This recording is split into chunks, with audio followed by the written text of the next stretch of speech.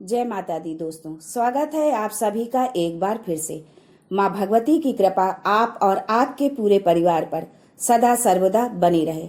दोस्तों, अगर आप अपनी लाइफ में नया कुछ सीखना चाहते हैं तो चैनल को सब्सक्राइब जरूर करिएगा। ओम नमः शिवाय। सावन के पहले सोमवार यहाँ बांधे एक जोड़ा हरी चूड़ी, 24 घंटे में देखें चमत्कार। दोस्तों, सावन का महीना मर्यादा और भक्ति का महीना होता है। सावन के पूरे महीने पर भगवान भोलेनाथ का नियंत्रण होता है। श्रावण मास भोलेनाथ का प्रिय महीना है, इसीलिए इस मास में पूजा पाठ करके आप भगवान भोलेनाथ को अतिशीघ्र प्रसन्न कर सकते हैं। वैसे भी भोलेनाथ औघड़दानी हैं। अपने भक्तों के मात्र एक लोटे जल से ही वो उनकी सभी मनोकामनाएं पूरी कर देते हैं। इस संबंध में पौराणिक कथाएं और धार्मिक मान्यताएं भी हैं। भोलेनाथ के भक्त किसी और महीने में संयम या नियम का पालन करें या न करें, लेकिन श्रावण मास में संयम और नियम का पालन जरूर करते हैं। दोस्तों, आज का वीडियो बहुत खास है, आप अंत तक अवश्य देखें। हम अपने वीडियो में सरल और उपयोगी जानकारी देते हैं जिससे प्रत्येक व्यक्ति उसका लाभ उठा सके। सावन के महीने का कुछ विशेष महत्व इस प्रकार से है। सावन के महीने में ही समुद्र मंथन हुआ था। सावन महीने में ही माता लक्ष्मी समुद्र मंथन से उत्पन्न हुई थी और माता लक्ष्मी को धन की देवी की उपाधि सावन मास में ही मिला था। सावन के महीने में भगवान भोलेनाथ मृत्युलोक में आ जाते हैं और जिनके घर में शिवलिंग रखे गए होते हैं उनके घर में भगवान आंशिक रूप में जरूर आते हैं। इस मास में भगवान विष्णु योग निद्रा में चले जाते हैं तो संपूर्ण सृष्टि का कार्यभार भगवान भोलेनाथ पर होता है। दोस्तों, आज हम बताएंगे कि किस वृक्ष पर एक जोड़ा हरी चूड़ी बांधने से आपकी सारी इच्छा पूरी होगी, आपके जीवन के सारे संकट दूर होंगे।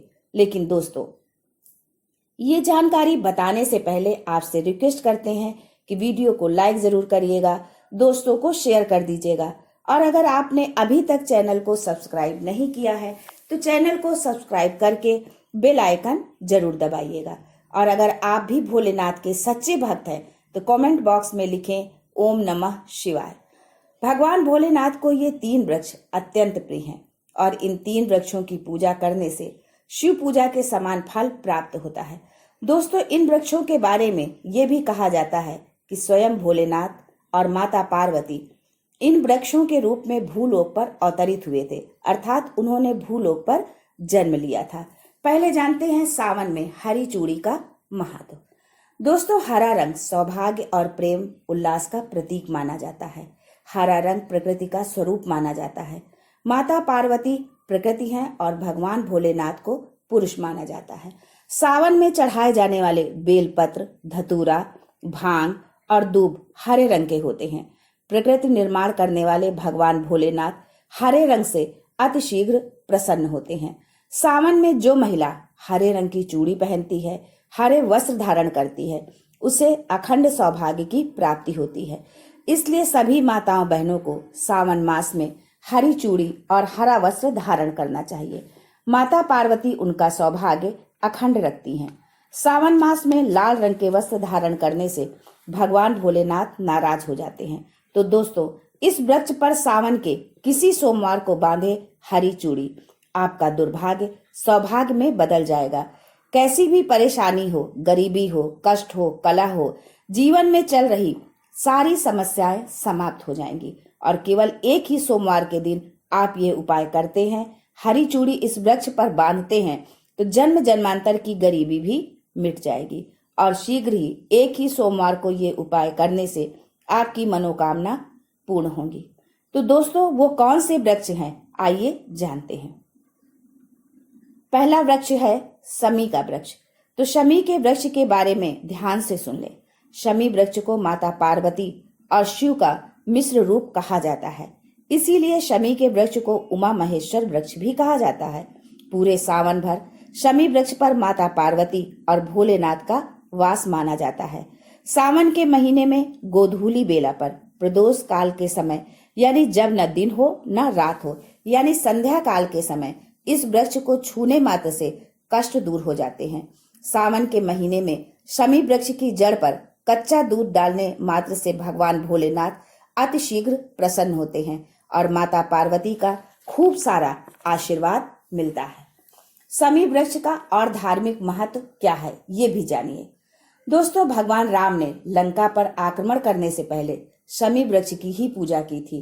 पांडवों ने अपने दिव्य हथियार शमी वृक्ष के नीचे ही छुपा कर रखे थे। शमी वृक्ष जिस घर में लगा होता है उस घर का कल्याण होता है। तो दोस्तों, शमी वृक्ष पर उमा महेश्वर का ध्यान करते हुए 2 जोड़ा हरी चूड़ी और हरा रिबन जरूर बांधें, या जो भी हरे रंग की श्रृंगार की वस्तु आपको मिल जाए उसे जरूर भेंट करें। आपकी कोई भी मनोकामना हो एक ही सोमवार में पूर्ण हो जाएगी। शमी वृक्ष के पत्ते यदि पूरे सावन भर भोलेनाथ पर चढ़ाते हैं तो आपके घर अष्टलक्ष्मी वास करती हैं। आपके घर में कितनी भी दरिद्रता हो, आपके घर में कैसी भी परेशानी हो, परेशानी समाप्त हो जाती है और पूर्ण रूप से आपके घर में आकर भौतिक सुख निवास करने लगते हैं। दूसरा वृक्ष है धतूरे का वृक्ष। धतूरे का वृक्ष भगवान भोलेनाथ के उग्र स्वरूप काल भैरव के अंश से उत्पन्न हुआ है।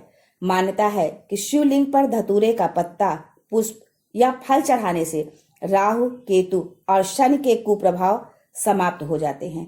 धतूरे के वृक्ष पर सावन के महीने में अगर 2 जोड़ा हरी चूड़ी बांधें तो शत्रु से छुटकारा मिल जाता है। दोस्तों, सावन के महीने के किसी भी शनिवार के दिन बाबा काल भैरव का ध्यान करते हुए हरी चूड़ी बांधी जाए तो घर से भूत प्रेत बाधा भस्म हो जाती है। छोटी सी धतूरे की जड़ घर के किसी भी कोने में छुपाकर या खनन कर दबा दी जाए या गाड़ दी जाए तो भूत प्रेत की बाधा समाप्त हो जाती है। दोस्तों, तीसरा वृक्ष है बेल का वृक्ष। स्कंद पुराण में लिखा है कि बेल का वृक्ष माता पार्वती के पसीने से उत्पन्न हुआ है। जब माता पार्वती का पसीना मंदराचल पर्वत पर गिरा तो उसने बेल के वृक्ष का स्वरूप ले लिया। माना जाता है कि बेल के वृक्ष का दर्शन करने मात्र से ही व्यक्ति के पाप मिट जाते हैं। स्पर्श करते हैं तो जीवन की सारी समस्याएं मिट जाती हैं। अगर आप भगवान भोलेनाथ को अति शीघ्र प्रसन्न करना चाहते हैं, आप भगवान भोलेनाथ पर खूब सारी चीजें चढ़ा रहे हैं लेकिन बेल का पत्ता नहीं चढ़ाते हैं तो वो प्रसन्न नहीं होते हैं। पूरे सावन में बेल की जड़ पर ब्रह्मा जी का वास होता है, मध्य स्थान पर विष्णु और संपूर्ण स्थान पर भगवान भोलेनाथ का वास माना जाता है। ऐसा भी माना जाता है कि कोई भी साधक सावन के महीने में बेल वृक्ष की पूजा करे, सुबह के समय में या फिर संध्या के समय में बेल की जड़ के पास अगर घी का दीपक जलाए तो तीर्थों के स्नान करने के समान पुण्य की प्राप्ति होती है। समस्त तीर्थ सावन के महीने में बेल की जड़ में आ जाते हैं। तो दोस्तों, सावन के किसी भी सोमवार बेल वृक्ष पर कच्चा दूध डाला जाए तो जीवन की परेशानियां और कष्ट मिटते हैं। सावन के किसी भी सोमवार के दिन संध्या बेला में बेल के वृक्ष में 1 जोड़ा हरी चूड़ी जरूर बांधें। संध्या बेला में ही क्यों?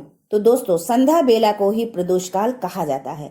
प्रदोष काल के समय अगर माता पार्वती और भोलेनाथ की एक साथ पूजा की जाए तो प्रभाव बढ़ जाते हैं। इससे मनोकामना अतिशीघ्र पूरी होती है।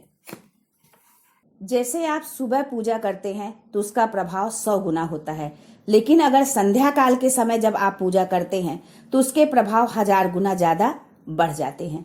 तो संध्या काल के ही समय घी का दीपक जलाएं। दीपक जलाने के बाद आप 1 जोड़ा हरी चूड़ी बेल के वृक्ष पर जरूर बांधें।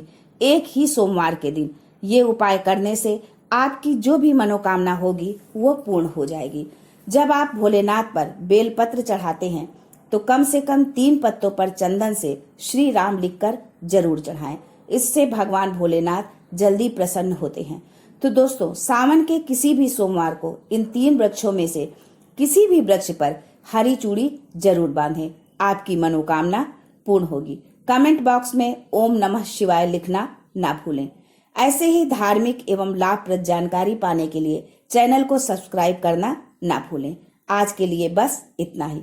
मिलते हैं अगले वीडियो में। तब तक के लिए goodbye and thanks for watching my video.